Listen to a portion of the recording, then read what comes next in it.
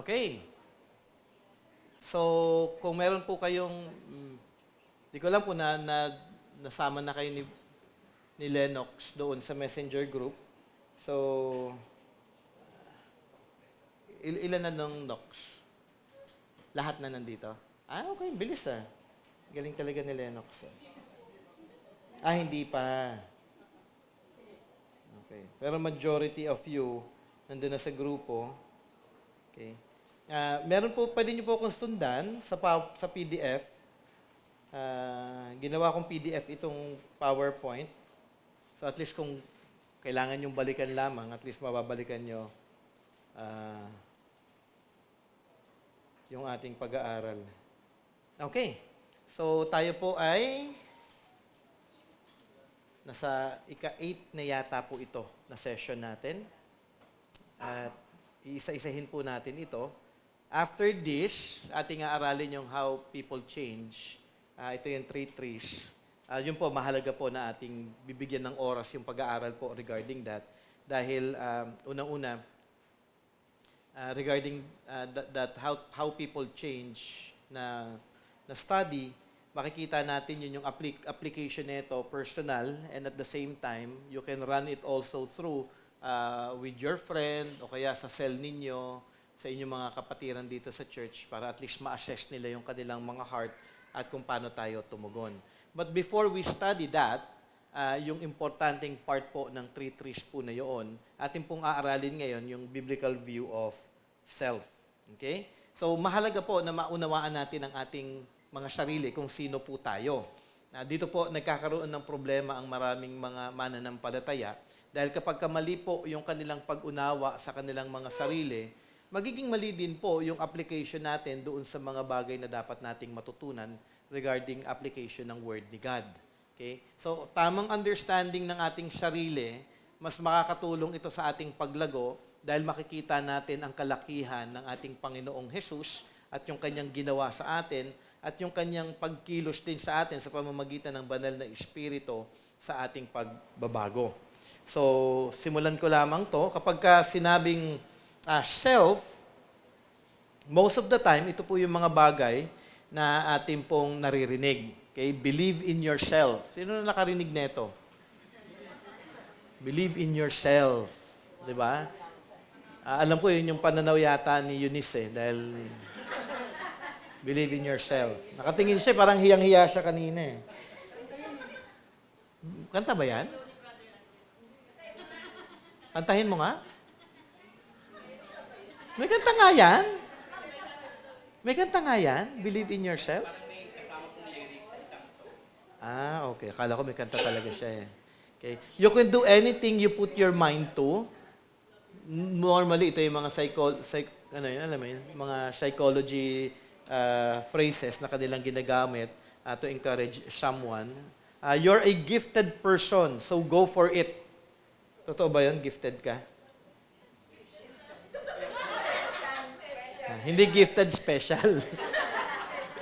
Special child pala, no? Don't be so hard on yourself. So ito yung mga madalas na naririnig natin na parang payo patungkol sa ating mga sarili on how we are to deal with ourselves. Sinasuggest po, sabi nga, the world suggests that every person has mostly goodness within them. Mabuti naman ang tao. Mabuti ka naman. Masyado ka naman hard sa sarili mo kung ang magiging thinking mo hindi ka mabuti. Okay? Ito yung suggestion actually ng mundo. At itong mga encouragement na ito ay nagbibigay pagbabago sa ating pananaw sa ating mga sarili at nag-encourage siya na makita natin that we have the power to change. You can do it. Just do it, di ba? Yung mga ganong klaseng mga phrases na pananaw po ng mundo ngayon. Pero makikita natin na wala po talaga tayong kakayanan, biblically, to change ourselves. Ito po yung parang positive thinking po na pinopromote ng mundo at sinasabi nga nila na meron tayong innate goodness within ourselves. And all we need to do is to affirm this innate goodness. Okay, reflection on your goodness. Kailangan mo lamang daw isipin ito, i-internalize. Hindi, mabuti ka, kaya mo yan, may magagawa ka. Ikaw mismo kaya mong magkaroon ng pagbabago. Ikaw din mismo magiging, alam yung mga pananaw ng mundo regarding about sa ating mga sarili. Isa pang pananaw is you can't love God or others if you don't first love ito may kanta. Di ba? Kay Bette Midler ba yun? Whitney Houston pala, Whitney Houston. Paano yung anong yun? Sing it.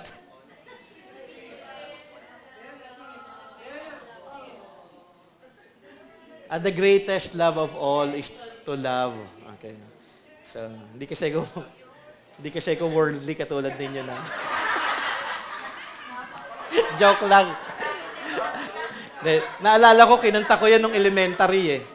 Kinanta namin yan nung elementary. So, di ba yun yung pananaw eh? Kailangan mo daw mahalin ang iyong sarili. Bago mo daw, actually nakakatakot po, in the Christian circle, you cannot love God apart from loving yourself first, which is parang spiritual, pero in truth, hindi po ito totoo. Ito po yung pananaw ng mundo. Okay? Hindi po ito biblical view of self. At kailangan maging clear po sa ating lahat yung bagay na ito. Ang tawag po dito is humanistic thinking. Humanism. Ang ibig sabihin ng humanism, ang sentro ay tao. Hindi ang Diyos. Pero tayo mga Christian, ang sentro natin ay ang ating Panginoong Diyos, ang ating Panginoon at tagapagligtas na si Kristo, Jesus. Di ko alam kung kilala niyo po siya si Abraham Maslow. Nag-start po yung tinatawag, siya yung father of humanistic psychology. American secular psychologist po siya. Okay? Humanism really did not begin to come together as a school until as it was taught in the 1950s. Dito po nagsimula ito. At it came together largely through the influence of a man by the name Abraham Maslow. Ito po yung starting point na ang goodness and uniqueness of man ay kanyang ipinopromote. But the Bible informs us, teaches us about the total depravity of man. Ito po yung tinuturo ng salita ng Panginoon. Pero si Abraham Maslow, itinuturo niya na ang tao ay mabuti. Okay? Kailangan lamang daw na ma-discover po ito ng tao. Okay? A man has a drive toward good, courage, nobility, truthfulness, and selfless concern for others. At meron po siyang create na hierarchy of needs. Okay? Hindi ko alam, inaral niya to, no? For sure. Ayan. Malinaw na malinaw pa sa'yo, no? Tsaka bilib na bilib ka yata, ano? Sino sa inyo pa yung mga yung sa HR? Sa human resources? Kahit management, itinuturo daw ito? Tama ba? Kahit sa IT? Hindi. Hindi tinuturo yan sa IT. sa high school. Kayo. Aba, mukhang maraming nakakaalam na ito, High school, tinuro ito.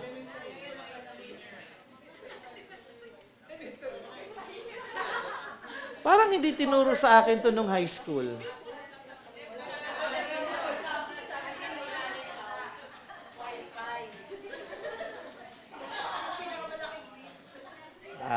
Yeah. Okay, anyways. So, hindi ko na kailangan ituro to, Pasko na. Dahil mas alam nyo pa yata to sa akin. Ito yata yung pamumuhay nyo araw-araw no? So, sabi nga, two major errors. Self-focused, not God-focused. Man is good, not sinful. Ito yung toon ng itinuturo ng Maslow's hierarchy of needs. Mainly, yung kanyang itinuturo dito, siguro alam niya na, no? Physiological, yung basic needs ng tao. Once na ma-attain mo ito, you'll desire to have the safety needs ng tao. Personal security, employment, resources, health, property, and then love and belongingness. friendship, intimacy, family, sense of connection. And then yung self-esteem, kailangan nabibuild up na yung sarili mo. Kailangan masyadong taong-tao talaga yung ano, di ba? Yung kanyang ano, respect, self-esteem, status, recognition, strength, freedom, and then hanggang sa ma-attain mo yung pinaka-main need ng tao, which is desire to become the most that one can be, self-actualization. So ito yung pananaw ng marami. At makikita natin na ito'y kabaliktaran sa pananaw ng isang Christian. Ang isang Christian, makikita niya na wala talaga siya, ang kailangan niya ay sino? Si Kristo Jesus. Ang goal natin is not self-actualization. Ang goal natin is Christ-likeness. Okay? Hindi nakatuon sa ating mga sarili. Yung love and belongingness through Jesus Christ sa family of believers, sa ating Panginoong Diyos, yung safety natin nasa Diyos, yung esteem natin, hindi natin kailangan yan dahil tayo ay kumpleto na kay Jesus Christ. Di ba naalala niyo yung preaching ko last Sunday na si Kristo ay sapat na sa akin. So hindi natin kailangan na maitaas ang ating sarili, in which ito actually sa tingin ko pinaka-problema ng marami. Yung sa esteem part eh. Yeah, actually yung hinahabol ng marami. Kahit kayo ngayon actually, most of us, minsan ito pa rin yung thinking. Nahahaluan yung biblical thinking natin ng worldly understanding na hindi tama at hindi biblical, na kailangan, alam mo yun, lakasan mo lang loob mo, kaya mo yan. Alam mo, rather than being dependent on God, na kailangan lumapit ka sa Panginoon, hingin mo yung biyaya niya, hingin mo yung tulong niya, at ikaw ay magdepende lamang sa ating Panginoong Diyos at hindi sa ating mga sarili. Okay? Sabi nga, this theory is not biblical, but as one teacher put it, pure humanistic psychology. Kaya nga, ang sabi ko nga sa inyo, at lalo na sa mga youth, at papaulitin ko lamang ito, no? Sa mga youth, hindi maganda na kumuha kayo ng psychology. Okay? Kasi wag mo naman itulak si Eunice. Hindi naman daw psychology course mo. Anong course mo? Behavioral science equals psychology. Parang nilaloko ko nito eh. No? Behavioral science, which is about human. And sakto, no? Actually, nung nag-attend ako kay Ernie Baker, meron akong isang kasama doon sa isang estudyante siya ng biblical MA in Biblical Counseling, si Pastor Emmanuel ang pangalan niya. Graduate siya ng psychology. Kaya siya kumukuha ngayon ng biblical counseling para at least ma-erase. Actually, sabi ko nga sa kanya, marami siyang tinuturo nga sa akin about psychology, mga pananaw. Yung si David Murray, kung kilala niyo yon. Ako, I like David Murray before. Pero ngayon, nung kinikwento niya sa akin, si David Murray napasok na doon sa psychology part na maling view about biblical counseling, which is really sad. Although, sabi ko nga kay Pastor Eman, sabi ko, di ba si David Murray, hindi naman yan in line with biblical counseling. O yun nga, nakakalungkot dahil pinasok niya na yun, which is not his specialty. Si David Murray, kung inyong makikilala siya, is more on theology. Tapos pumasok siya sa biblical counseling na hindi naman niya linya, kaya tuloy ngayon, nagkaloko-loko talaga yung buhay niya. Pinakikialaman niya yung hindi niya forte. So, isa siya sa mga problema. At the same time, actually, even in biblical counseling, para magkaroon kayo ng idea lamang, sinishare din ito paulit-ulit sa amin ni Dr. Ernie Baker.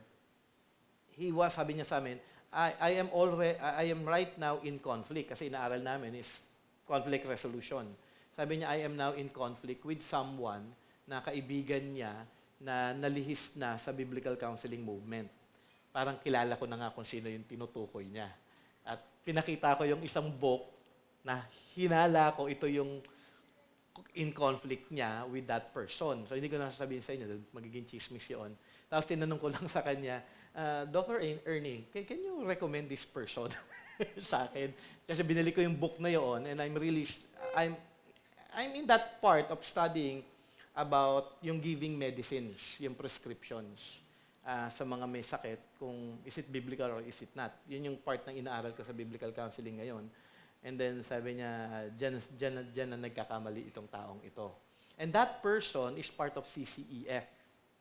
Si CCEF is a major biblical counseling group in the US, and which is, sabi ko nga sa kanya, sabi niya sa akin, which is not good anymore.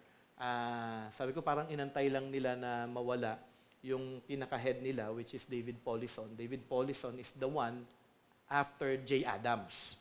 So kung nasa biblical counseling ka, ang pinakakilala sa lahat is J. Adams. Sunod dyan, si David Paulison. Namatay si David Paulison 2 years ago.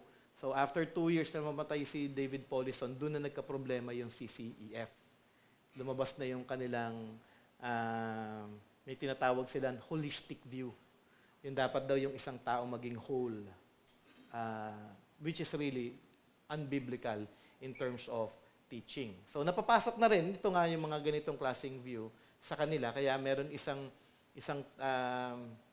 member ng CCEF, si Julie Lowe, which is good also, na tumiwalag na doon because of that issue of holistic view. So tingin ko, maging yung isa na book na binili ko na hindi niya nare-recommend sa akin na basahin, sabi niya, be careful lang daw when I study it or read it dahil nga may mali na yung kanyang view regarding that. Kaya nagiging mali ang biblical counseling kapag pinasukan ito ng human understanding o human knowledge. Hindi natin pwedeng pasukan ang Bible ng understanding ng tao. Hindi na siya biblical counseling. Ang tawag na doon, integration.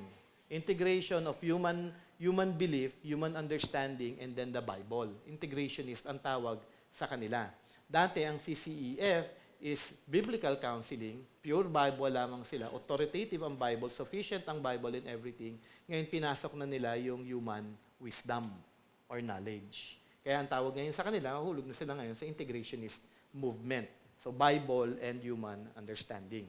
At in our situation right now, especially kung lalo na ang Pilipinas, which is not really hindi pa ganun kaalam hindi pa ganun kalawak yung understanding regarding biblical counseling, ito yung pananaw natin. Kaya kayo may mga needs, di ba? Minsan nalulungkot kayo dahil, alam mo yun, may kakulangan kayo in terms of friendship, in terms of connection, o kaya security, o naka-base ang life natin dito.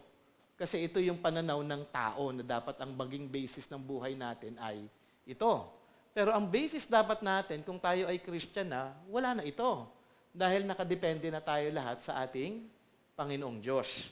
Huwag dapat tayong mapasukan ng pananaw ng mga tao na hindi, kailangan mo lang itaas lang ang iyong self-esteem para maging maayos ka. Hindi, kailangan mo lang magtiwala sa Panginoon, sumunod sa Panginoon at mag-glorify natin ang ating Panginoon sa ating pagsunod sa Kanya sa lahat ng bagay. Because everything, we have already that in Jesus Christ. Okay? So, dito makikita natin daw sa diagram, at the base of the pyramid, yung psychological need, and then safety, security, and then yung mga sunod-sunod pa na mga pananaw ni Maslow. So, sabi dito, Maslow taught that no one can move up the pyramid to a higher level of satisfaction until all his needs at the lower levels are met. In other words, man cannot enjoy the Holy Spirit's fruit until they learn to like themselves. So kailangan, alam mo yun, achieve mo lahat ng ito para masabi mo na nandun ka na sa, okay, kumpleto na ako. Ang problema, pinupunuan natin ang ating sarili ng mga bagay na ito na hindi naman talaga makakapagpuno ng kakulangan natin bilang tao. Dahil yung void na kulang sa atin, tayo mga tao, sino lamang ang makakapag-fill up nito? Si Jesus Christ. Ang tao, ito ang hinahabol. Ito ang hinahanap. Ito yung gusto nila. Ang Christian, ang gusto natin, si Kristo, dahil si Kristo lamang ang tunay na makakapagpuno ng lahat ng ating mga pangangailangan. Okay? Sabi nga, the Bible reveals that every person has an innate depravity within them. Pagka sinabi nating depravity, kasi minsan ito yung nagiging wrong understanding ng maraming tao regarding depravity, biblical term, man is depraved. Ang thinking ng iba, naku, napakamakasalanan ng tao. Hindi. Pag sinabing depravity, yung mind, yung heart natin, yung emotions natin, yung actions natin, is tainted with sin. Ibig sabihin, Pag nag-isip ka, meron kang capacity o mahuhulog ka palagi sa pag-iisip ng masama. Yung puso mo, yung motives mo, yung goals mo, focus mo in life, palaging may kasamaan, may kasalanan. Yung actions mo, pag sinabing depraved ka, hindi lahat ng actions mo ay maayos. Dahil marami tayong nagiging action sa ating pamumuhay na hindi tama. Di ba? Kunyari daw, yung iba siguro mga estudyante dito, uupo yung kaklasmate nila, hilahin nila yung upuan. Di ba? Alam mo yun, yung parang minsan akala nila nakakatawa, but doon lang ipinapakita yung pinakasimple na man's action is depraved. It is tainted always with sin. Yung thinking ninyo, kahit kailan, hindi yan malinis. Di ba? Paano mo naman masabi, Brother Jay? Alam mo ba kung anong iniisip ko? But in reality, yung mind natin is always tainted with sin. So depraved tayo. Hindi tayo pwede nating sabihin na napakasama natin, na lahat ng ginagawa natin ay masama. Kung hindi, pag sinabing depraved, tainted with sin. We are all capable to do sin in terms of thinking, in terms of speaking, in terms of our decision, or our heart motivation, o yung ating mga actions. Malinaw, kasi minsan ang thinking nila, pag sinabing depravity, ay masamang tao ka talaga. Masama talaga tayo. Dahil everything within ourselves is tainted with sin. At nakakalungkot po yun. Dahil alam natin na ang Diyos ay banal at tayo ay makasalanan, tainted with sin, hindi po tayo tunay na nakakapagbigay ng kaluwalhatian sa Kanyang pangalan. From bottom to top, our hearts are a cauldron of desires for everything but the true and living God. So mahalaga na makita po natin ito sa ating buhay. The Bible is very clear. We are rebels against God. We are not good. Our hearts are full of something. They are full of self. Napaka-selfish po natin palagi. We are defectors and enemies of God who want to fill ourselves with things in creation rather than the Creator. Di ba? Gusto natin palagi masunod ang ating mga sarili. Yun yung pagiging makasalanan natin. Kaya nga sabi, sa Jeremiah 17:9, the heart is more deceitful than all else and is desperately sick. Who can understand it? Bible na mismo ang nagkasabi sa atin na ang ating puso ay tunay na makasalanan. Napaka-makasalanan natin. I'll be teaching more on that, yung heart, mind, and will is one. Okay, inaral kasi namin yun doon kay Ernie Baker last time at maganda po yung explanation niya regarding that. Hindi ko muna ipapasok yun dahil ano po ito 300 slides to nasa slide 13 pa lang tayo. Joke lang. 40 slides lang po ito. Medyo mahaba yung slides. Pero yun nga, next time I'll be teaching about the mind, the heart, and the will ng tao. And emotion pala, 4 yun. Okay. We are created in the image of God, but that image is grossly distorted. Okay? Nasira po tayo dahil sa kasalanan, pagiging makasalanan natin. Though we are created in the image of God. Ngayon, ito magandang makita ninyo, no? Nung create tayo, we were created in the image and likeness of God. And because of sin, na-distort yung image na ito. Kaya ngayon tayo sinave ng ating Panginoong Diyos sa pamamagitan ng Kanyang anak para ma-restore ngayon yung ating pagkaka-create ng ating Panginoong Diyos sa atin na tayo ay maging katulad ng ating Panginoong Diyos. Kasi yun yung pagkaka-create kay Adam and Eve, image and likeness of God. Ngayon, yun yung dapat natuon natin bilang mga mananampalataya. If you are a Christian, your focus is to be restored in the image and likeness of God. And that is through Jesus Christ. Okay? Kaya nga Christ-likeness. Sabi nga, nung inaral namin kay Ernie Baker and what he was explaining to us, na ang pinakatuon talaga ng salvation natin, means lamang yung salvation na dala ni Jesus Christ, the end of it talaga is for the glory of God. We were created for the glory of God.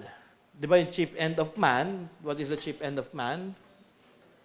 To glorify God and enjoy Him forever. So yun yung tuon natin ngayon bilang mga mananampalataya. Ang problem, ang binibigyan natin ng glory because of our own sinfulness ay sino? Yung ating mga gusto natin mag-glorify, gusto natin magaling tayo, gusto natin tayo yung tinitingala, gusto natin tayo yung magaling sa lahat ng bagay, alam natin lahat ng bagay, gusto natin hindi tayo nagpapatalo. Alam mo yun, gusto natin maganda yung image natin. Which is contrary doon sa design ng ating Panginoong Diyos para sa ating lahat. Tayo ay create in the image of God, and because of sin, we are then grossly distorted. We are defectors and enemies of God. Okay? Malinaw po ito na sinabi in Romans chapter 5, verse 6 to 10. Basahin ko lamang po. For while we were still weak, at the right time, Christ died for the ungodly. Sino yung ungodly? Tayo yon, ano? So, ang description sa atin ay ano? Ungodly. Okay, minsan ang thinking natin, ang babait natin, ang gagaling natin. But yung description in Scripture, we are ungodly people. For one will scarcely die for a righteous person, though perhaps for a good person, one would dare even to die. But God shows His love for us, that while we were still sinners, sino yung sinners? Tayo pa rin. Okay? Christ died for us. Since therefore we have now been justified by His blood, much more shall we be saved by Him through the wrath of God. For if while we were enemies, sino yung enemies? Tayo din yun. We were reconciled to God in the death of His Son, much more now that we are reconciled shall we be saved by His life. So makikita natin yung description, ano? Makikita natin yung difference ng ating Panginoong Diyos sa atin. Tayo, dito sa description in Romans chapter 5, we are ungodly, we are sinners, and we are enemies of God. Yun yung dapat na maging biblical na understanding natin patungkol sa ating mga sarili. Ngayon yung mga psychologist, ayaw yan. Tama ba ako? Ayaw na ayaw nilang ida-down mo yung sarili mo. Okay? Ayaw na ayaw nila na sobra ka naman, idina-down mo yung sarili mo, sinner. Hindi naman. Kulang ka lang na ma-achieve mo yung mga bagay na kailangan mo. Yun yung nakakatakot na pananaw actually ng mga psychologists o pananaw ng mundo regarding self. Okay? Kailangan mo lang galingan. Kailangan mo lang gawin ito. So, may mga payo sila na ibibigay na hindi naman ayon din sa salita ng Panginoong Diyos. Okay? Ang problema, because we want to fill ourselves with created things rather than the Creator of all things. Our hearts, sabi nga, susunod, our hearts are filled not with lovely things, but with sins of self. Tama ba yon? Minsan parang ayaw natin Hindi naman, Brother Jake, sobra naman. Self, hindi nga. So, nandito nga ako para sa mga, ako nga, namalengke ako kahapon, tapos yung mga iba, umuwi lang kaagad, tapos kami, inabot ng hanggang gabi. Ba't kayo nagkatawanan? Kasi ganun lahat tayo, di ba? Nagreklamo tayo. Actually, lahat naman tayo. Ako din, mareklamo din ako. Alam mo, pag nagreklamo ka sa maraming bagay kasi nakatingin ka sa sarili mo. At hindi mo kasi na-achieve yung mga gusto mo. Di ba? Ito yung problema ng self na binanggit actually. Self-focus, self-condemnation. Pag sinabing self-condemnation, sabi po sa Proverbs 5:12, and you say, how I hated discipline, and my heart despised reproof. Self-deception, sabi sa James chapter 1, verse 26, if anyone thinks he is religious, and does not bridle his tongue, but deceives his heart, this person's religion is worthless. So lahat tayo nakafocus sa sarili, condemn tayo within our own selves, we are deceived by our own self-thinking, mali yung pananaw natin, and we have this self-defense. Di ba palaging defensive tayo sa maraming bagay? Ano yan kapag sa maraming counseling ganyan nangyayari. Pagka tatanungin mo siya, didepensa palagi sa sarili. Automatic yan. In every biblical counseling, may depensa yan. Hindi pwedeng hindi yan magdidepensa. Rather, narinig na yung truth, narinig na yung scripture, may depensa. Hindi, ganito kasi yan. Hindi, ganito yan. And ganun tayong lahat. Okay? Huwag nating iisipin na hindi ako ganun. Lahat tayo ganun. Kasi we have our own self-defense. Kasi meron tayong pinoprotektahan at ang pinoprotektahan natin palagi ay sarili natin. And then, dapat i-lower down natin ito. Yung mga youth, nabasa nyo yung devotional nyo ngayon? Kung may nakabasa, maintindihan ito eh. Yung sa self-defense.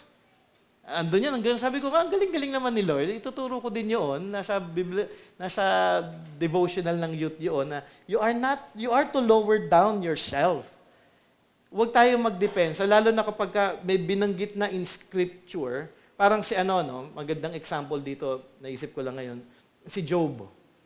Si Job, nagdepensa siya sa sarili niya eh. Actually, hindi siya nagkasala, pero may defense siya sa sarili niya, which is yun yung naging problem niya. Ngayon, ang nangyari kay Job, nung nagsalita si God, anong ginawa na ni Job nung nagsalita na si God? Nagpakumbaba na siya, I put my hand on my mouth. Ibig sabihin, I have to silence myself na because it is God speaking. So ibig sabihin, kapag dinidescribe na sa atin ng scripture, yung ating sarili, ang problem natin to defend. Pero wala tayong madidepensa. Dahil malinaw ang scripture, dahil ang scripture ay authority, ang scripture ay sufficient, wala tayong laban sa salita ng Panginoon. So tingin nyo ba, makakaharap kayo in front of the judge, of yung judgment ni God when we all die? Hindi. All mouth will be silenced. Kasi makikita natin doon clearly kung ano talaga tayo sa harapan ng Panginoon. And I do hope makita natin that we are all this kind of person, self-focus, self-condemnation, self-deception, self-defense, self-indulgence. Alam mo, namumuhay tayo sa kagustuhan natin sa bawat araw. Gusto ko ng Zeus Coffee. Dahil bagong open yan, doon sa bagong wing ng SM. Okay? We live in accordance doon sa gusto natin. Pagka hindi ko ito nainom ngayong araw na ito, nako, malungkot na ako. Okay? Di ba pag meron tayong mga bagay na hindi nakukuha, ano yung feeling ninyo? Di ba parang lungkot? Di ba? Kasi nga, we are self-indulgent. Gusto natin, lahat ng gusto natin, nakakuha natin. Nakikita niyo yung sarili ninyo? Ako, nakikita ko yung sarili ko. Ba't tinitignan ko ito? Sabi ko, Lord, sorry Lord, talagang I love myself eh.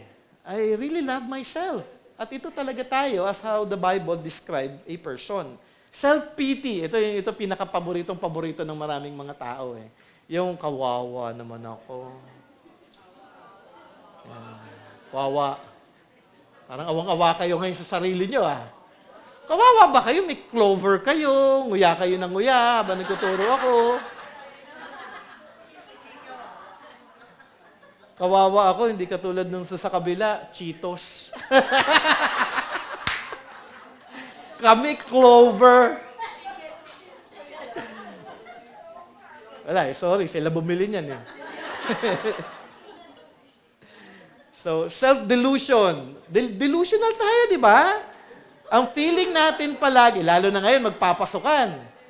Pagpasok ng mga estudyante, feeling nila, gwapo nila, ganda nila, talino nila. Di ba? Totoo naman, di ba? Bago sapatos ko. Bago uniform ko sa kanya. Yung 3 years niya nang suot yung uniform niya. We have this delusion of self na itinataas natin ng ating mga sarili. Okay? Self-will. Ay, nako, self-will. Pasama ng pasama, ano? Di ba? Napaka-willful natin lahat. Kung anong gusto ko, yun yung dapat na masunod. Okay? By hook or by crook, kailangan magawa. Wala akong pakialam sa panuntunan ni God, wala akong pakialam sa commands niya, gusto kong gawin yung gusto ko. And then, in the end, because of our own self-righteousness. So malinaw, yung pag-describe sa atin kung ano tayo at yung problema ng tao patungkol sa kanyang sarili. Sabi nga, Jesus on his part was not entrusting himself to them, sa tao, for he himself knew what was in man. Mahirap talaga magtiwala ang ating Panginoong Hesus sa tao dahil alam niya ang puso ng tayong lahat, alam niya ang puso ng bawat tao. At alam niya ang bawat tao ay selfish, self-righteous. Okay? Dahil ito yung composition ng ating pagiging tao. Undoubtedly, one of our worst sin is self-righteousness. Thinking natin palagi, tayo ay mabuti on our own. Sobra ka naman, Brother Jay. Hindi naman ako napakasama. Baka yung mga nandoon sa kulungan masama. Okay? Siguro may napatay sila, may nagawa sila. Out of the grace of God, hindi kayo umabot sa pagpatay. Pero nagalit na ba kayo? Ano sabi sa Bible? Pag ikaw ay nagalit sa iyong kapwa, ikaw ay parang murderer na rin. So, lahat tayo ay murderer. Mentally, okay, in terms of our mind, we are all murderers. Baka nga mamaya, galit na kayo sa akin eh. Anong oras ba ito matatapos si Brother Jay? Kapag nagalit kayo sa akin, ibig sabihin gusto niyo ako patayin. Okay, lahat tayo ay self-righteous. Lahat tayo may pananaw sa ating mga sarili na tayo ay mabuti on our own. I-define po natin what is self-righteousness. Okay, self-righteousness, as defined here, convinced of one's own righteousness, especially in contrast with the actions and beliefs of others. Okay? Medyo malalim, pero bigay ko po yung definition na ibinigay ni Rod Huber doon sa aming inatendan ilan taon? 9 years ago? 9 years ago na inattenda namin. Sabi ni Rod Huber, a definition of self-righteousness is a moral self-confidence and superiority arising from satisfaction in one's own achievements. So satisfied siya, may confidence siya dahil tingin niya superior siya dahil sa kanyang mga na-achieve. Okay? It's like saying, I got to the top of the pyramid and I got here by myself. So lahat nung tinignan natin doon sa pyramid na yon, nagawa ko lahat yon dahil sa aking sarili. Ngayon, self-actualization of himself, thinking niya ngayon, righteous siya. Okay? So, pag self-righteousness is pagtingin lamang ng mataas sa kanyang sarili. Technically, ito po yung definition, technically, regarding self-righteousness, the idea that there is righteousness in one's self. May righteousness ako sa aking sarili. Siyempre, ang contention actually ng maraming mga tao, anong sasabihin ng mga tao? Kahit hindi ka Christian, nakagawa ka naman ng mabuti ah. Di ba? Kunyari, empleyado ka, pumapasok ka palagi ng maaga. Minsan nga, may mga unbelievers na mas masipag pa sa mga Christian. Eh. Okay? Yung on time sila sa work, hindi sila nalilate. Ang thinking ngayon nila, anong thinking ng mundo, mabuti naman kami ah. We are good. Yun yung deception. You are good in your own thinking. Self, on your own self, in your own understanding. Pero before God, di ba, kung inyong maalala, siguro kung babasahin ko lamang, at clear po ito na binanggit sa, paulit-ulit po natin itong binabasa, at for sure, nababasa nyo din ito palagi. Romans chapter 3, verse 10, none is righteous. Di tapos na kagad tayo. So, the Bible is authority. That is true. It is a fact. Okay? Hindi natin pwedeng kontrahin yung salita ng Panginoon. Kung ang thinking mo, mabuti ka, sabi ng Bible, sinong mas tama? Bible, si God, o ikaw, ang sarili mo. So, hindi po dapat natin lokohin yung ating sarili. Ang dapat na maging pananaw natin sa ating sarili ay kung ano yung sinasabi lamang ng salita ng Panginoon. Basahin ko lang, none is righteous, no, not one. No one understands, no one seeks for God. All have turned aside together. They have become worthless. No one does good, not even one. Bakit kaya na lahat ng ginagawa ko ay hindi mabuti? Because apart from Christ, everything that we do is always focused on self. Nakukuha nyo? Kahit mabuti pa man yung ginawa nyo, kunyari daw, unbeliever ka, nag-donate ka ng malaking amount of money sa isang charity. Okay? Bakit mo ginawa yon? Siyempre, para makita nila na generous ako, mabait ako, tumutulong ako. Pero in a Christian view, ano yung dapat nating ginagawa? Corinthians chapter 10. Whatever you do, whether you eat or drink, do it all for the glory of So everything that we do as Christians is always, should be for the glory of God. Yun yung difference ng mga unbeliever. Ang unbeliever, they don't do it for the glory of God. Kaya clear dito, in-explain sa atin ni Paul, none is righteous, no, not one. No one understands, no one seeks for God. All have turned aside together, they have become worthless. No one does good, not even one. Malinaw yun. Kasi apart from Christ, you cannot glorify God. So as long as a person is living apart from Christ, that person will never do anything that is good in the sight of God. Because everything that he will do will always be focused on self. Kaya nga dito, technically, the idea that there is righteousness in oneself ay mali pong pananaw po ito. Practically, it is viewing oneself more righteous than others. So kung unbeliever ka, sabi mo, ako, nagkapag-donate ako sa isang charity na ganito, ikaw ba, may naitulong ka? Diba? So, they would think that they're more righteous than others. Siguro maganda na makita natin, at sinare din po ito ni Rod Huber, associated with self-righteousness are these things. Yung superior thinking, boasting, deceive, yung kanyang pananaw, dishonesty, and hypocrisy. Okay? Yun yung mga bagay na nagko-compose in terms of yung character ng tao na isang self-righteous. Nature of self-righteousness. Sabi nga, self-righteousness fosters sinful human illusions. Okay? Ibig sabihin lamang po nito, meron siyang maling pananaw sa kanyang sarili. Number one, in terms of sinful human illusions, people act guiltless. Sabi sa Deuteronomy 9, chapter 4, do not say in your heart after the Lord your God has thrust them out before you, it is because of my righteousness that the Lord has brought me into possess this land. May pangako kasi. Winarn sila dito ni Moses sa Deuteronomy chapter 9 na huwag niyong isipin na dahil mabuti kayo compared sa ibang bayan, kaya kayo nakapasok dito sa lupang pangako. Pero bakit nga ba sila nakapasok doon sa promised land? It is because of God. Because of His goodness, because of His faithfulness in fulfilling His promises to these people despite of, napakabuti ba ng Israel? Actually, hindi. Di ba? Ang tigas ng ulo nga nila eh. For 40 years sila napaikot-ikot actually sa wilderness dahil kaparusahan yun ng kanilang hindi pagtitiwala sa ating Panginoong Diyos sa kanyang pinangako na promise na kanilang ibibigay na lupa. Okay? Not only that, people act deserving.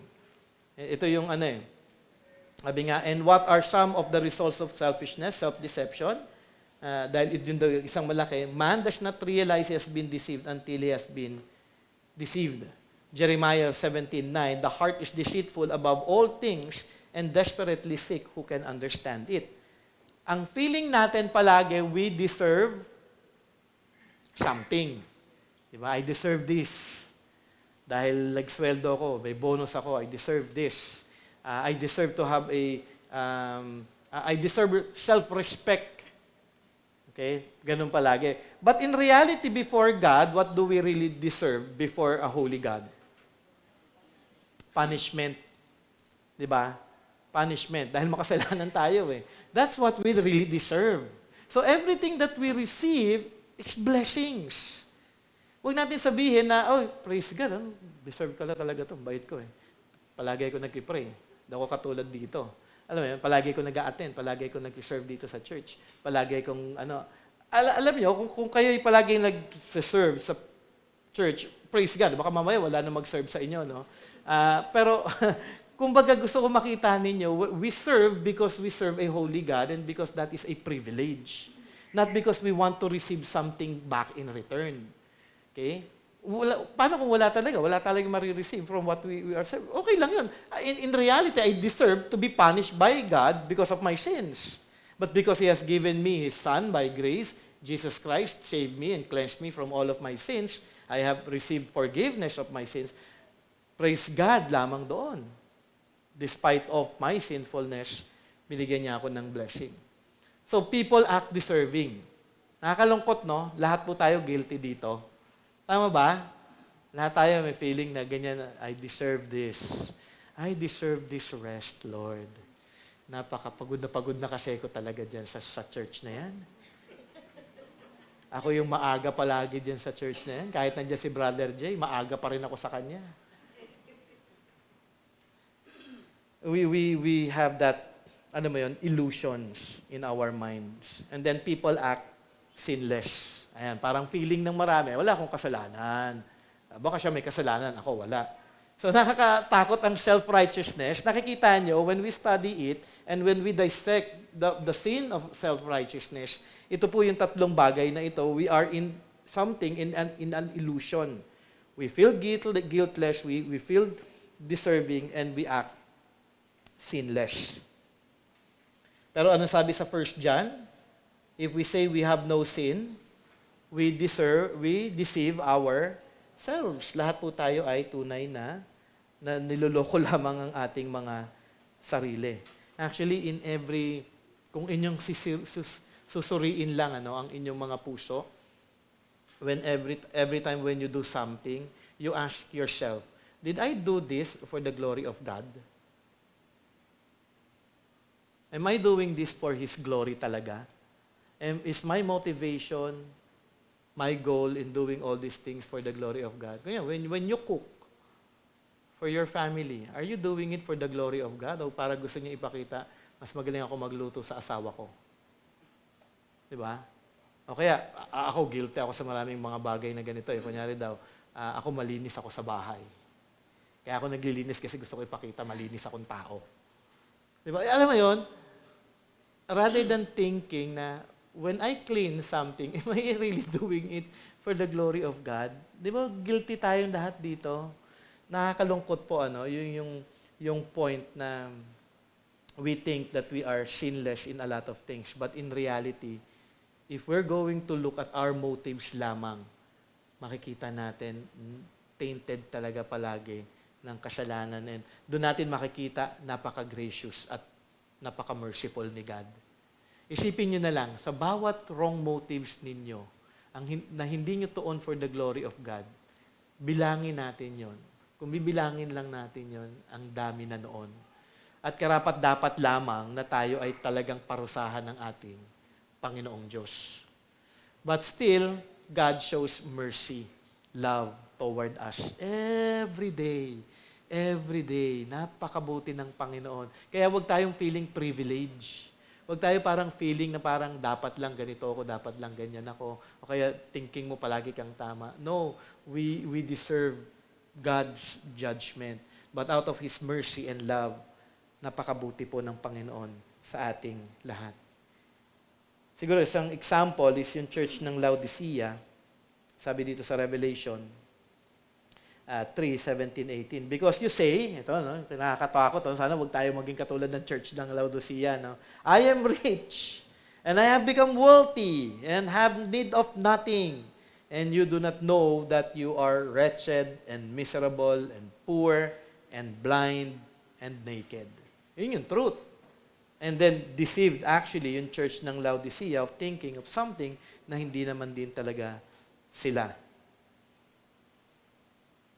Ang resulta, kung tayo ay nahuhulog in a life of self-righteousness, sabi nga, unang result is separation or loss of closeness with God and others. Kaya minsan magiging thinking ninyo, bakit parang ganito yung buhay ko? Parang hindi lumalago. Parang hindi ako malapit sa Panginoong Diyos. Because of self-righteousness. May mali tayong view sa ating mga sarili na naghihindar. Be reminded, every sin separates us from God. Nalalayo po tayo dahil sa ating mga kasalanan. Kaya nga kung may mali po tayong view about self, ay nakakalungkot po. Kaya mawawala po talaga yung ating relasyon dahil nasisira yung ating relasyon sa ating mga nagagawang kasalanan. Luke 16:15, And he said to them, you are those who justify yourselves before men, but God knows your hearts. For what is exalted among men is an abomination in the sight of God. Everything na parang nagagawa mo in line with the man's thinking, man's righteousness, na tingin mo, uy, galing ko ah. Parang katulad ako ng bawat isa. I'm good in everything. Sabi dito, it's an abomination in the sight of God. Kung hindi din biblical, hindi din ayon sa Diyos, ito ay magiging malaking kasalanan para sa isang mananampalataya. Not only that, pangalawa, unprofitable deeds. Okay? Yung mga nagagawa mo, walang saysay. Kahit anong gawin mo, kung ikaw ay self-righteous, everything that you do counts nothing. Kaya, self-righteous ka, no? Tapos may nag-serve ka dito at gumagawa ka ng kabutihan, it's unprofitable. It does not bring anything to God. Kaya nga ayusin natin. Kaya nga ang unang-una dapat natin makita sa ating mga sarili, sino nga ba ako sa harapan ng Panginoong Diyos?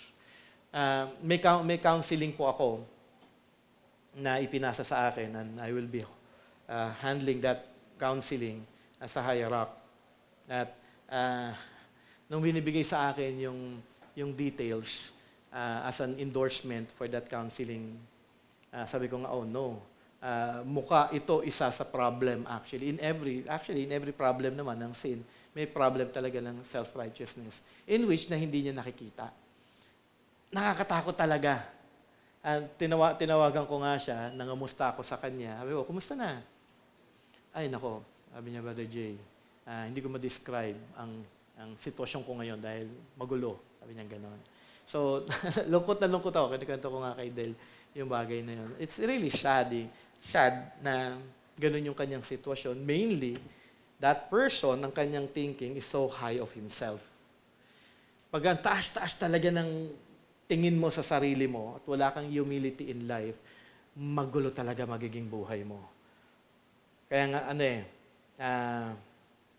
sabi nga dito kahit nga yung taong yun serving in something in some ways, unprofitable deeds. Sa Isaiah 57:12, I will declare your righteousness and your deeds, but they will not profit you. Walang paglago, walang pagkilala, hindi ka lalago in terms of your knowledge of God, hindi ka lalago in terms of spiritual walk mo with the Lord, hindi ka lalago in the character of Jesus Christ. Wala.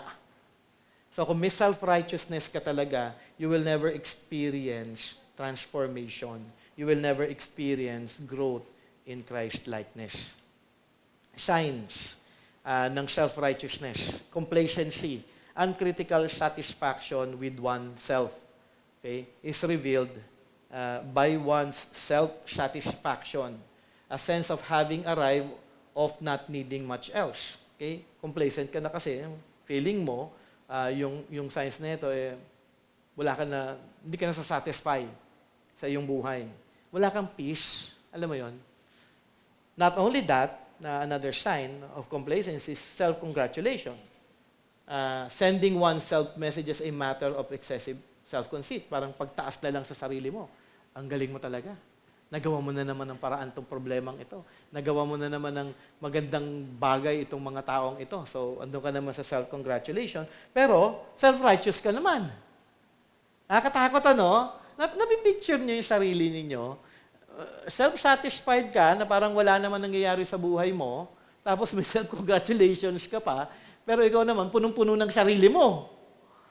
Nakakatakot. Kaya nga you have to go and check your heart.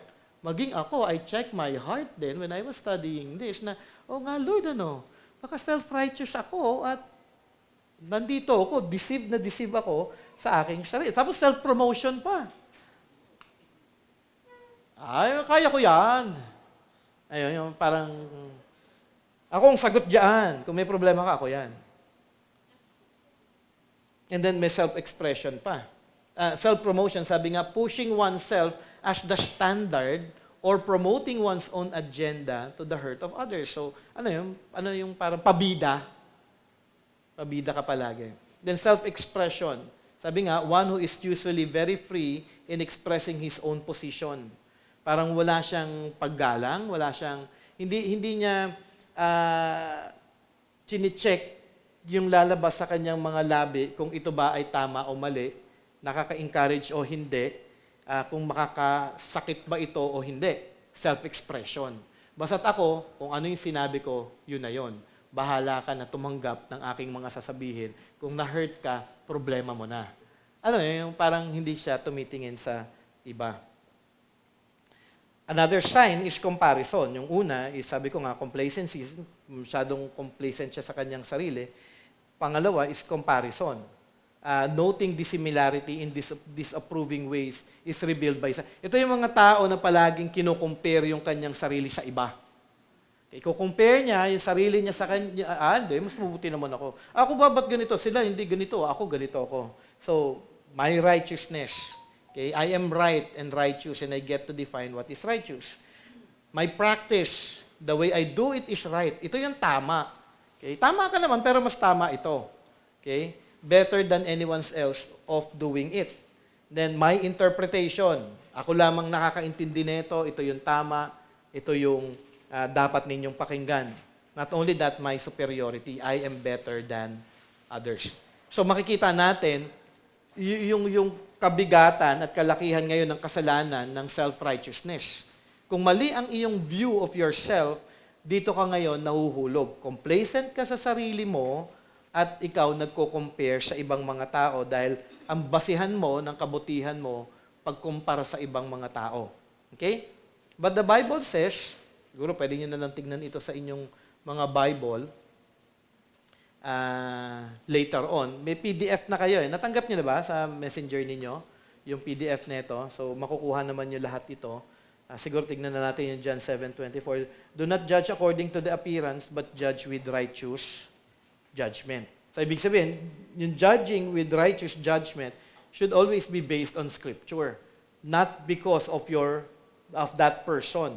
Ang basis palagi ng ating judgment would always be in the words of God dahil ito yung authority. Okay, another sign is criticism. So, complacency, ano pa yung isa?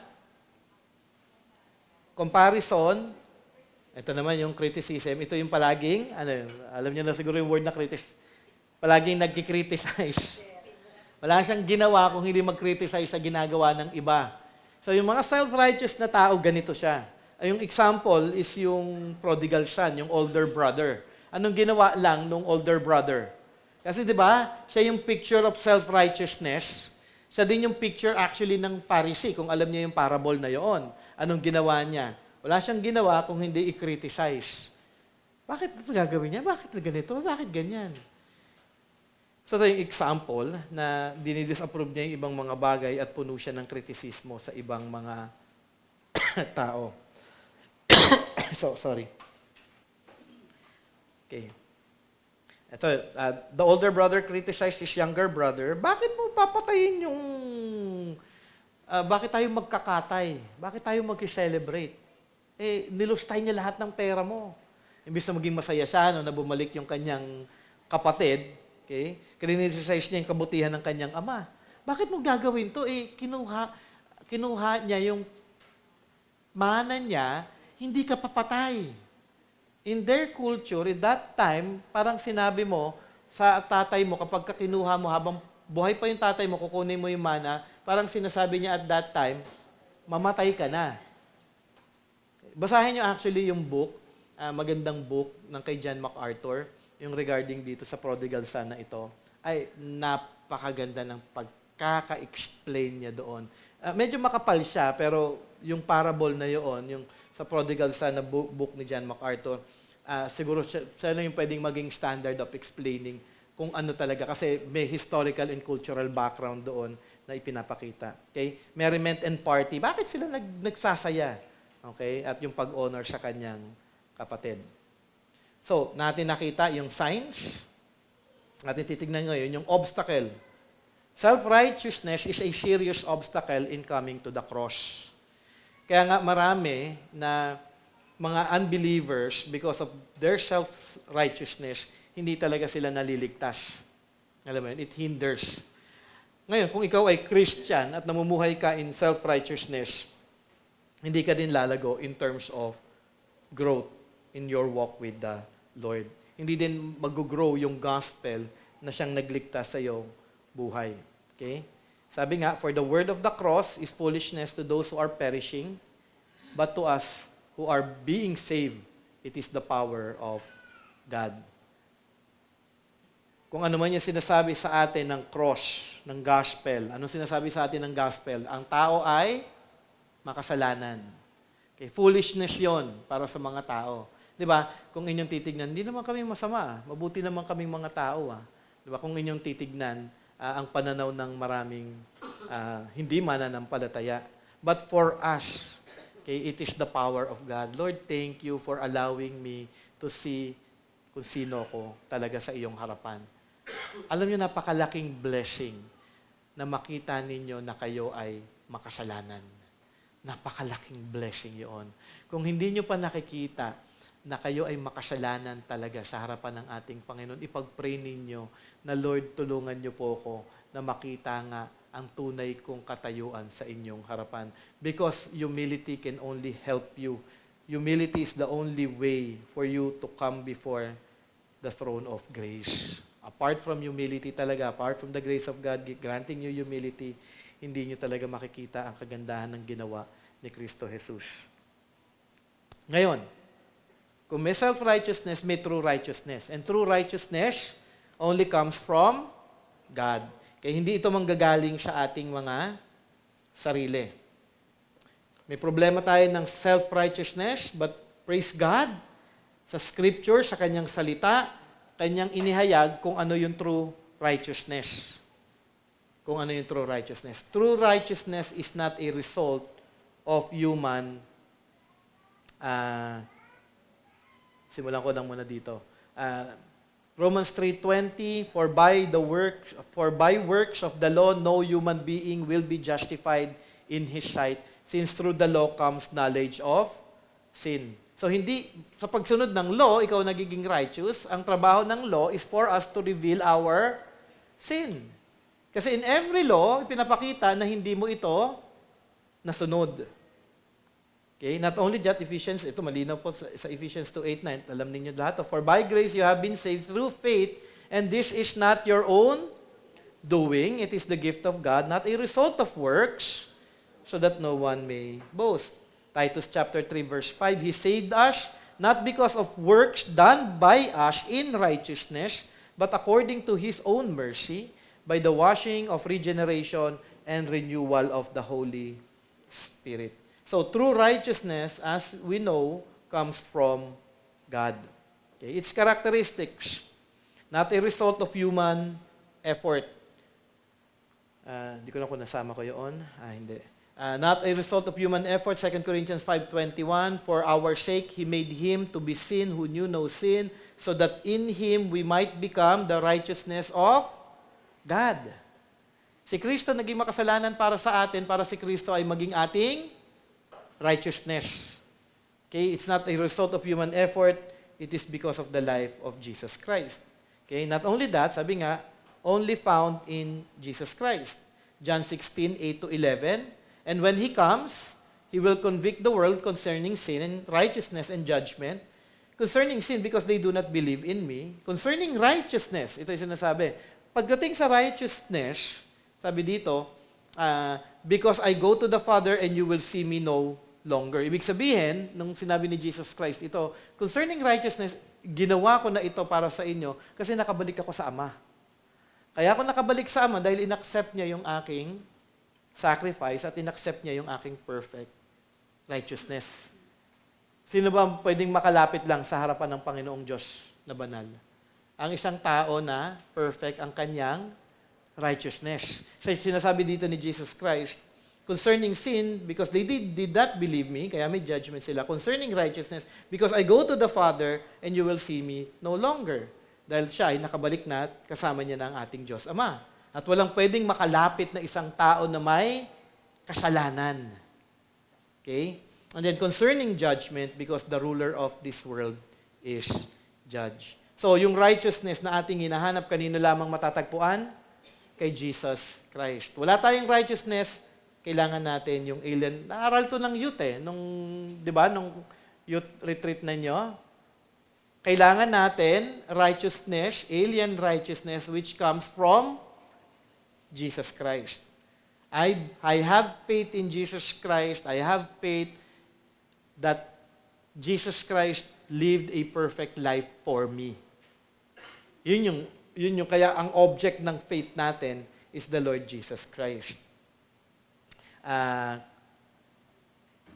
Comes about by faith in the finished work on the cross. Acts 17, verse 30 to 31. The times of ignorance God overlooked, but now He commands all people everywhere to repent, because He has fixed a day on which He will judge the world in righteousness by a man whom He has appointed.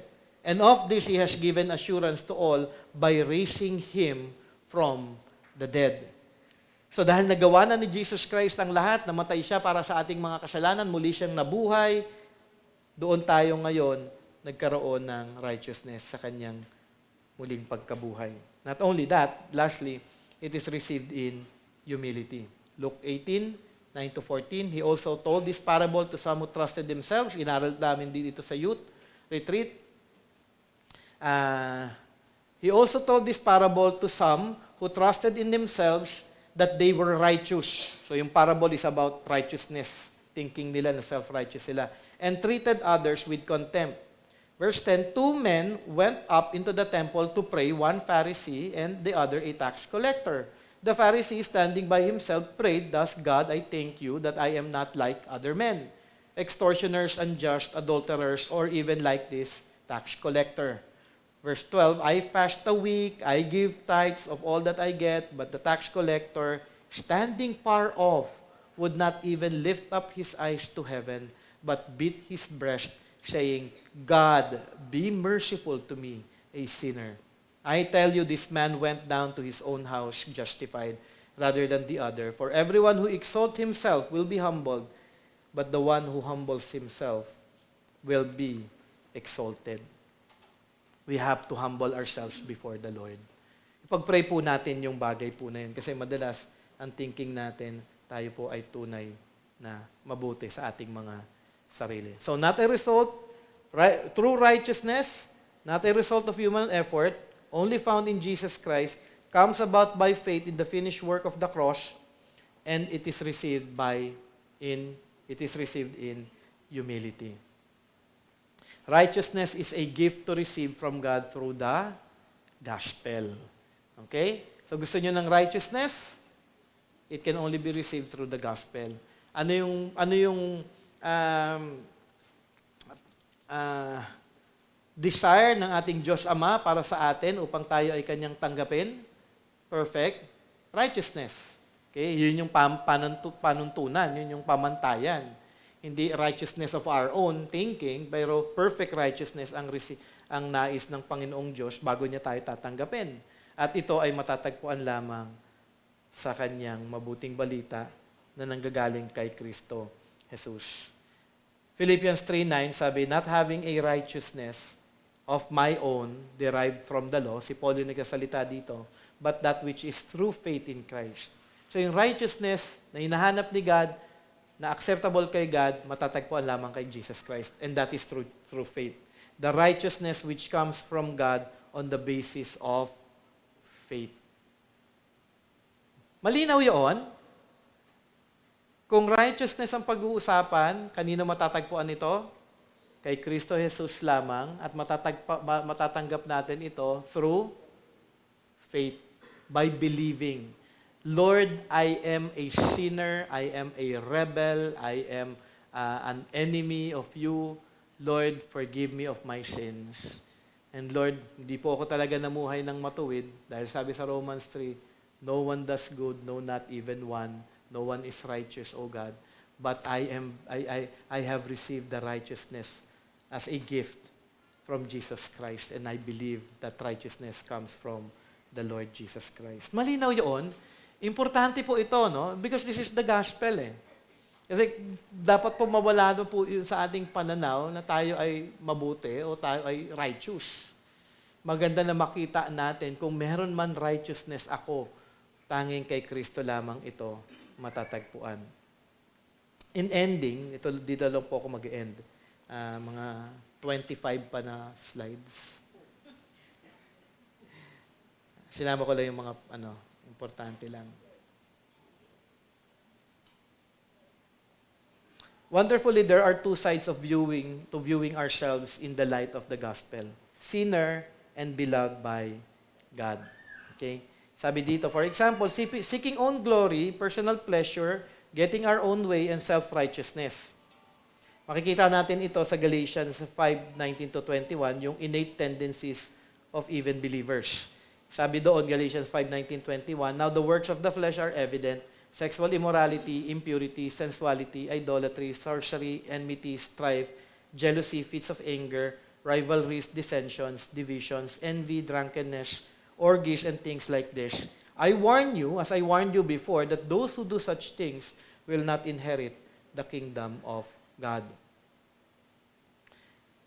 As a sinner, it is forgetting who Jesus is and what He has done that hinders us from holiness. 2 Peter, ay nawala. Hindi lumabas. Okay. 2 Peter 1:19, and we have the prophetic word more fully confirmed, to which you will do well to pay attention as to a lamp shining in a dark place until the day dawns and the morning star rises into your hearts. Sinasabi lamang dito na darating lamang ang mga katotohanan na ito kung tayo din ay tunay na tutulungan ng ating Panginoon na makita ang kanyang kabanalan at ang ating pagiging makasalanan. Then beloved, sabi nga, for example, forgiven and adopted, makikita natin from Galatians 9:21 to Galatians 5:22-24. But the fruit of the Spirit is love, joy, peace, patience, kindness, goodness, faithfulness, gentleness, self-control. Against such things there is no law. And those who belong to Christ Jesus have crucified the flesh with its passions and desires. Makikita natin, dati tayo ito, we are sinners, and because of Jesus Christ, because of the gospel, we are then sinners before, now we are beloved by our God. And now, dati ito yung pamumuhay natin makasalanan, ngayon ito na ngayon yung buhay natin dahil nasa atin na yung banal na Espiritu at ito ay nagbubunga sa atin ng mga bagay na ito. As a beloved, it is remembering who Jesus is and what He has done that motivates and empowers us to more holiness. Kaya nga makikita mo ang tunay na Kristiyano, naaalala niya palagi si Kristo sa kanyang buhay at ang kanyang ginawa sa kanya. At pag naaalala mo palagi si Kristo, ano yung magiging drive nito? Mamuhay pa na sumusunod kay Kristo. Hindi pwedeng hindi Kung ikaw makasalanan dati, tapos ngayon ikaw ay beloved, tapos wala pong pagbabago at wala po itong katotohanan ng 2 Peter 1:2-4, it questions your salvation. Hindi pwede. From sinner to be beloved, malaki po yung contrast. Malaki po yung pagbabago at may evidence po dapat tayo na may pagbabago sa ating buhay. Sabi sa 2 Peter chapter 1 verse 2-4, may the grace and peace be multiplied to you in the knowledge of God and of the Lord Jesus our Lord.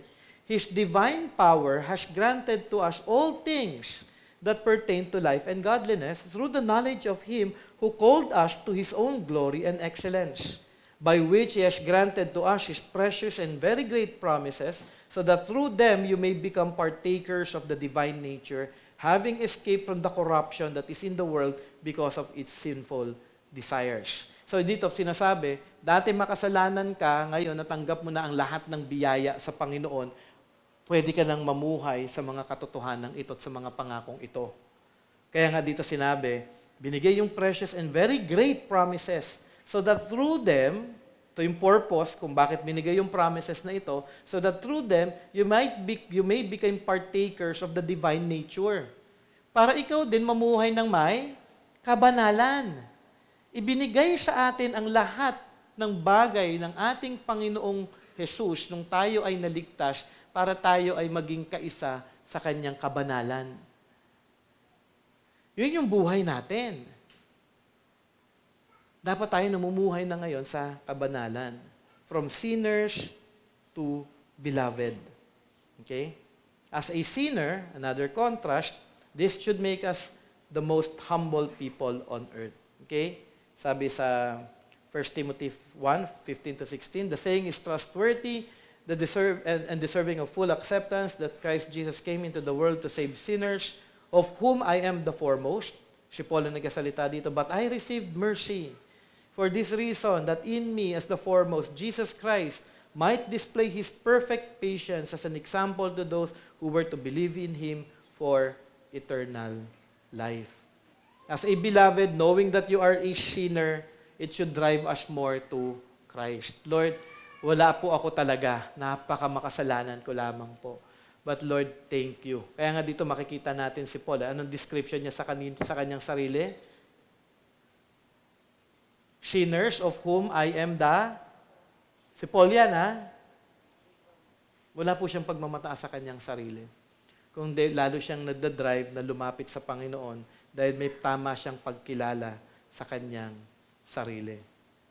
And as a beloved, sabi nga, this should make us the most confident people on earth.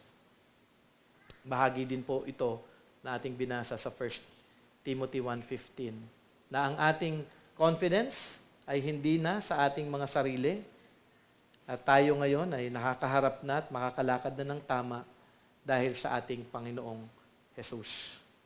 And ending, sabi nga, putting both together, as a sinner, the most humble, and at the same time, as beloved, the most confident people.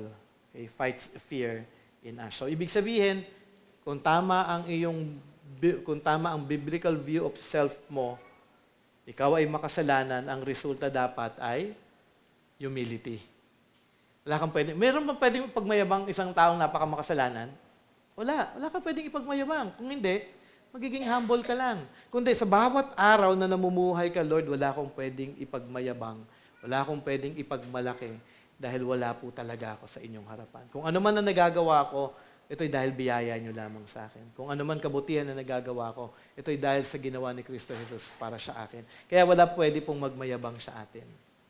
And at the same time, sabi nga, but still, though I am a sinner, humbled by grace, received salvation in Christ, I am confident because by grace, you will enable me to do your will for the glory of your name. So dapat magkaroon po talaga tayo ng tamang biblical view of self. Pagkatama po yung view natin ng ating sarili, na hindi po tayo self-righteous, na hindi po tayo talaga, mabuti, magiging tama din yung ating pamumuhay bilang isang mananampalataya. Kasi in reality, wala po talaga tayong pwedeng ipagmayabang. Kung ako man, actually darating tayo sa prayer night natin, doon sa Holy Spirit and the Bible. Napakaganda noon.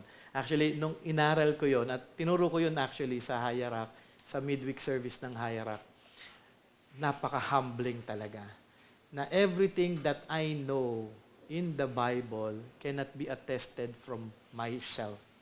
It is only because of the work of the Holy Spirit. At you attend that, aaralin natin yon after ng isa pang teaching about Jesus Christ and the Bible. Yung susunod na teaching will be the Holy Spirit and the Bible.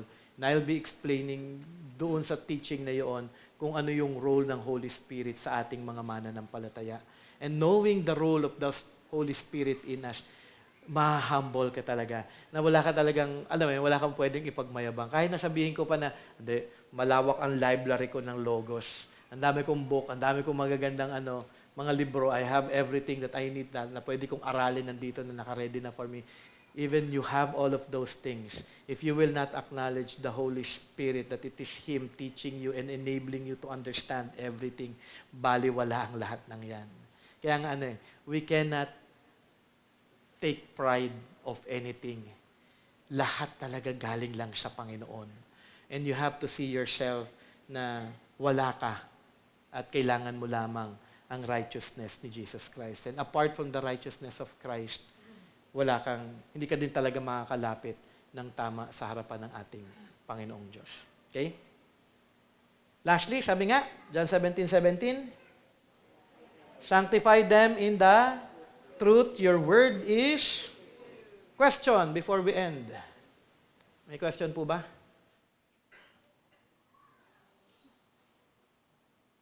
Ano yung topic natin ngayon? Sige, Sister Yvonne.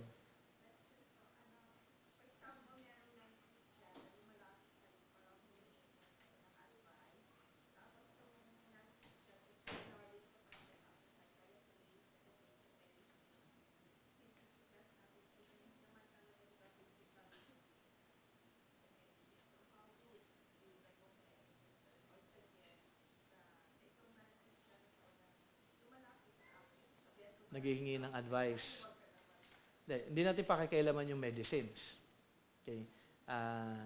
Ang kailangan lang natin gawin kapag unbeliever siya, ano yung dapat? Gospel lang. Yun yung dapat magkaroon ng understanding ang maraming mga Christians din na minsan kasi hinahaluan natin ng thinking natin, worldly thinking knowledge ng tao na ito dapat gawin mo. Pero in reality, when we talk to unbelievers, gospel lamang talaga. At dapat clear yung gospel ninyo. Hindi yung alam nyo lang na sabihin na gospel. Dapat clear talaga kung ano yung gospel. Kung baga ma-explain nyo, dapat talaga malinaw sa kanila kung ano yung gospel. Kasi lahat ng mga tao, yun lang ang kailangan nila. Wala naman silang ibang kailangan. Regarding medicines, regarding medicines, may mga medicines na kailangan natin din tanungin sila kung sino ang nag-prescribe para magkaroon lang kayo ng idea, no? Sino nag-prescribe and for what use? Malay mo, baka may sakit siya at yun yung ginagamit na hindi natin alam kung ano yung sakit niya. Ayun, hindi muna natin pwedeng pakialaman yun. Kailangan muna natin sharean siya ng gospel. Maganda yung nabasa ko yung mental illness and the gospel ni Heath Lambert. Ang binigay niyang example, si Nebuchadnezzar. Si Nebuchadnezzar, ano yung kasalanan ni Nebuchadnezzar? Pride. Okay. Because of the sin of pride, pinarusahan siya ng Panginoon. Ano nangyari kay Nebuchadnezzar? Naging parang hayop siya. Kung merong psychiatrist nung panahon, nung kay Nebuchadnezzar, ano magiging diagnosis ng psychologist at that time? Na siya ay may sira ng ulo, kailangan mo nang inumin ng gamot ng ito, kailangan mo ng ganyan or something. Okay? Pero paano naging matino ulit yung pag-iisip ni Nebuchadnezzar? When he acknowledged that God is God.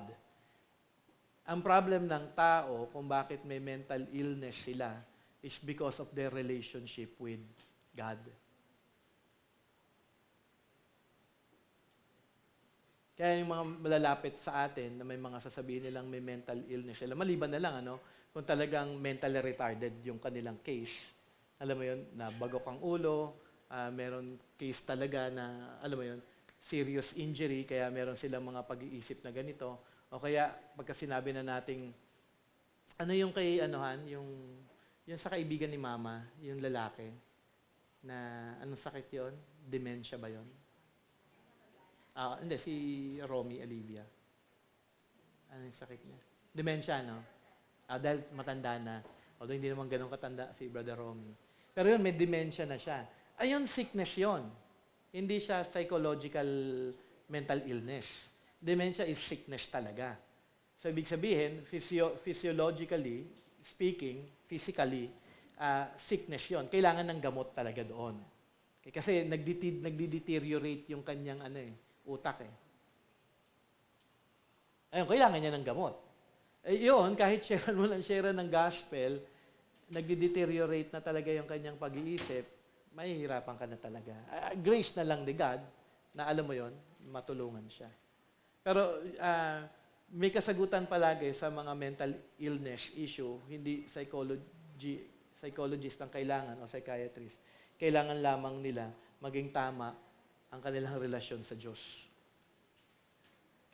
Meron akong pamangkin, naging curious ako dahil nag-post siya, sinabi niya na thankful siya doon sa mga gamot na iniinom niya.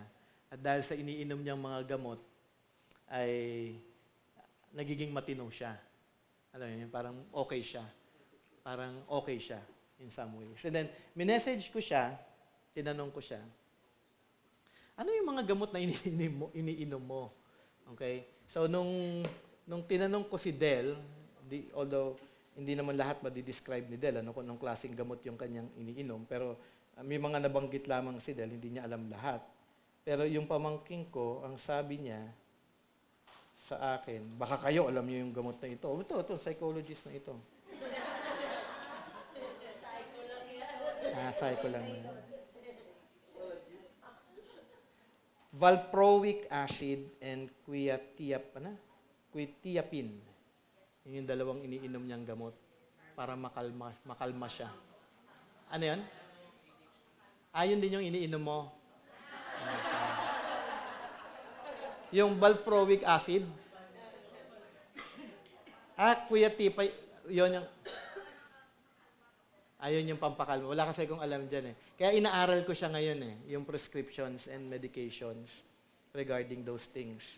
Ang question kasi, ang mga nagbibigay lamang neto, mga psychiatrist. Okay? Pero, meron ng, yung huling pag-uusap namin, doon sa tinuro ni Ernie Baker, may pinost, nakalimutan ko kung saan yun eh. May sinasabi sila na na-prove na daw through medicine na wala talagang tulong yung mga gamot.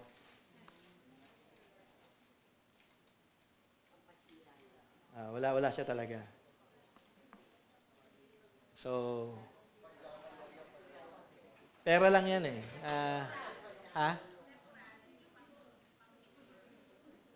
Pang ano lang naman eh, temporary eh. Kaya kapag naging out of medicine na sila, bumabalik na yung... hindi siya cure. Walang cure for that. Any question pa? So, sino man nalalapit sa atin? Gospel. Ayun, nagkatawanan sila doon. Iniinom mo din, Sister Jans? Tapos na. Kanina? The joke lang yan, Sister Jans. Joke lang yan. Na-try mo. Anong nangyari sa'yo? Hindi. Seriously speaking, ano yun nung ininom mo? Kasi curious lang ako. Curious din naman kayo, no? Nung ininom mo siya, anong nangyari?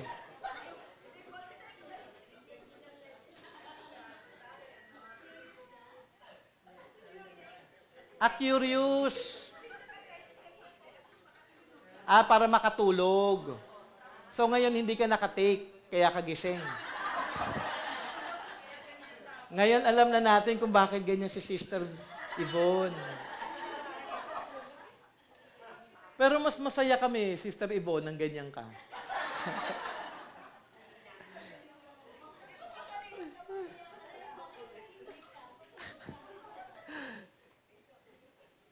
Anyway, do not go to... Pwedeng pumunta ng doktor sa physicians talaga. Okay? Meron kasi may mga sickness na may mga sakit kasi talaga na nagkukos ng depression dahil may mga side effects yung mga ibang gamot na tinitake natin for our sicknesses na nagkukos talaga ng depression. So, ibig sabihin, hindi ka depressed. Side effects ng gamot mo yun. Diba? Lalo na kunyari daw, siguro yung mga pain reliever na ganyan, parang downers yan eh. May mga ganun, may side effects kasi yung mga downers na medicine, which is for the cure of a sickness. So minsan, ang thinking ng iba, meron siyang sakit, meron siyang psychological problem, pero side effect lang pala siya ng gamot na iniinom mo for your sickness. Parang yung nabanggit nga ni Brother Ilyong, ano yung sabi niya?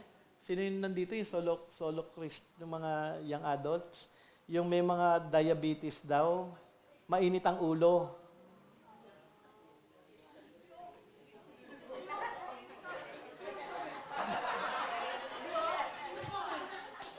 Gusto ko sanang magalit eh. Kaya nga lang, gusto kong i-debunk yung sinasabi niya eh. So siguro sabihin nila, totoo yun.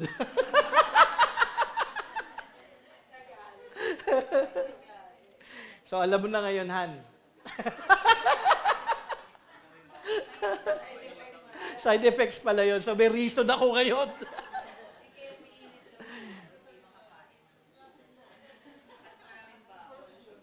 Yeah. Paano niyo share ng gospel ng mga individual who exhibits bipolar syndrome? Gospel pa rin.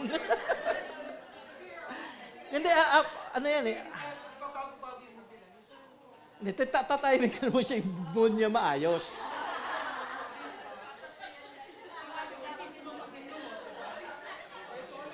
Yeah, tatahimikan mo siya yung good side niya.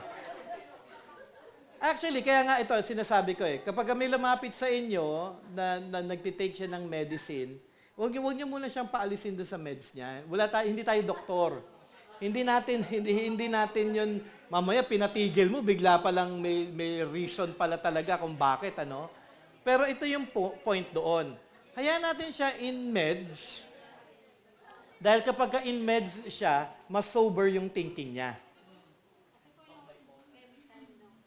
Yeah. Oo.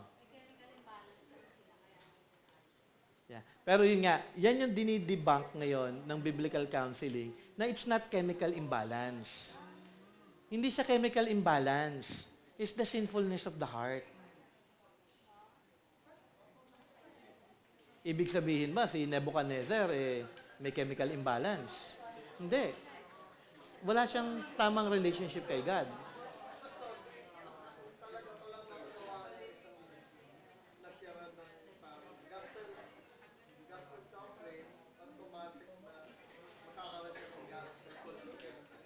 Gospel. Huwag po natin gamitin yung culture. Huwag yung sanayin yung salitang culture. Kasi gospel life lang. Kasi culture is being used by many unbelievers. We don't use the word culture. Kasi isa yun sa mga maling pinapasok ngayon niya na mga words sa Christianity ngayon, yung mga culture na ganyan. Mga ano yan, mga delikado, wag tayong papasok with those terms. Okay? Ganito yung ang point dito. When you share a gospel to a person na talagang may problem siya sa kanyang pag-iisip, hindi naman siya kagad mababago Siyempre, it's only God who can change that person's heart. Pero ito yung dapat na yung gawin. Kung kakilala mo man siya, sharean mo siya palagi. Kailangan siyang mapaalalahanan. Parang ganito yan sa mga bata, dito mabenta ang mga psychology sa mga bata. Di ba? Kaya ka gusto mo magturo sa mga bata. Nahuli kita Okay. Lahat ng mga bata, sasabihin ng mga psychiatrist tsaka ng mga psychologist, ADHD. O kaya sasabihin nila yung batang ito may problem mentally, kaya ang likot-likot niyan. In reality and in truth, lahat ng bata, makulit, matigas ang ulo. Anong kailangan ng bata? Hindi lang gospel. Discipline. Consistent discipline. Ngayon, kapag tinanggal mo yung discipline, doon, ang sagot actually sa ADHD, hindi lang discipline biblical parenting. Kailangan nyo i-apply yung biblical parenting. Ngayon, kapag walang biblical parenting, talagang lalaganap yung thinking nila na hindi problema ito ng bata, meron siyang chemical imbalance sa kanyang isip, kaya siya meron ADHD. Si James sinabihan niya na ADHD yan okay, tama naman.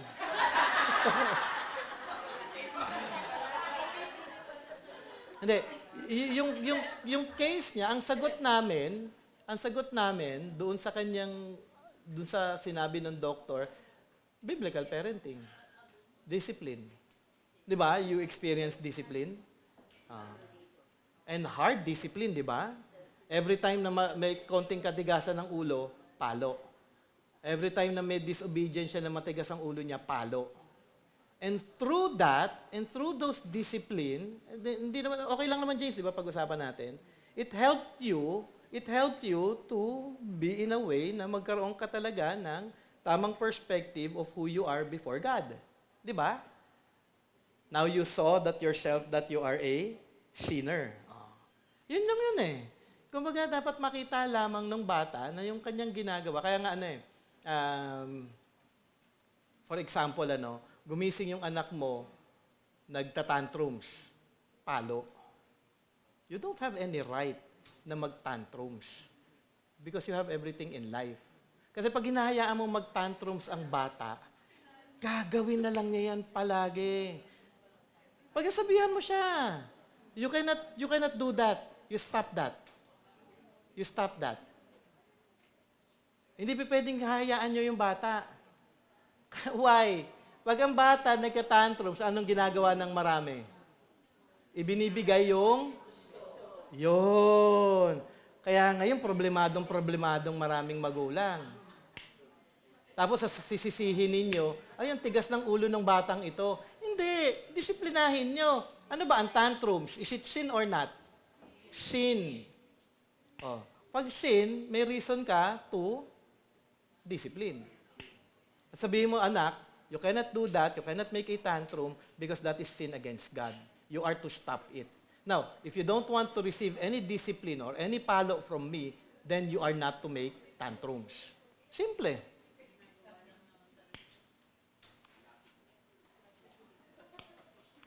Hindi may problema yung bata. May problema yung ayun. Gets na. It's always the problem of the parent. Maraming magsasabi sa akin, so Brother Jay, ang may kasalanan. Yeah, oo, totoo naman talaga. May kasalanan ka kung hindi ka consistent in terms of your biblical parenting. Kasi yun din yung payo sa akin ni Pastor Bob eh. Ay, Brother Bob, anong kailangan kong gawin sa anak ko? Consistency. Yun lang, sagot niya sa akin. You just have to be consistent in your biblical parenting, in your discipline.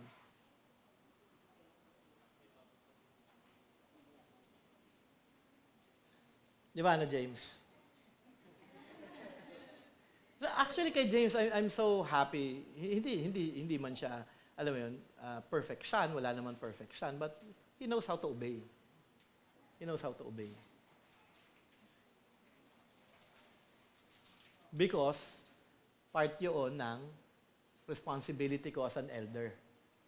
Diba? Binasa ko kanina, yung manages his family well. Hindi naman kailangan Christian yung anak mo, pero may control ka sa family mo on how they are to live their lives in accordance to the Word of God. Kasi bahagi yun. Kaya nga, maraming mga pastors disqualified dahil sa kanilang mga anak. And then some of them would continue. Siguro isang example, si Jim Neuheiser. Si Jim Neuheiser ay talagang rebellious yung mga anak niya. Kinikwento sa amin yan. At open siya regarding that. And he even talked to the elders of their church na I have to step down mainly because of my children. At magaling siyang pastor. Pinipigilan siya ng church pero he decided to step down as a pastor because of the children. Okay?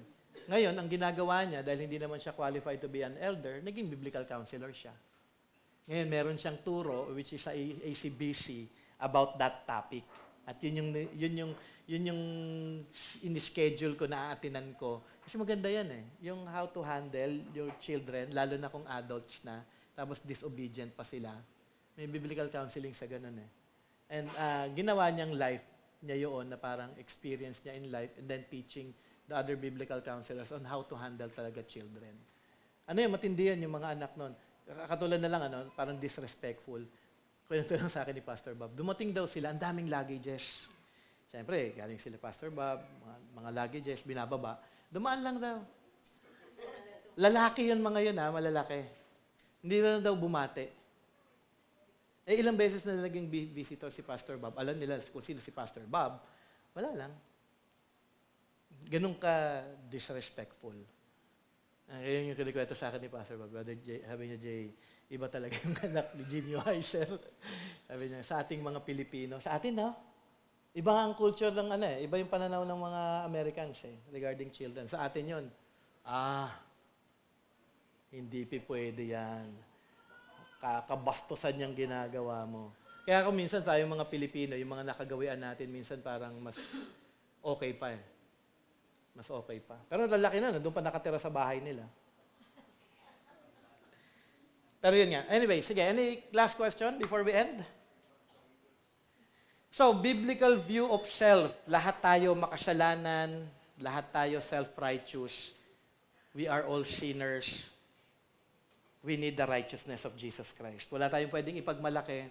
Kailangan natin magpakumbaba palagi sa lahat ng pagkakataon. Kahit anong achievements ninyo, kahit anong nagawa ninyo, kahit na ano pang talino ninyo or anything na na-accomplish ninyo in life, it is not because you are good. It is only because of the grace of God.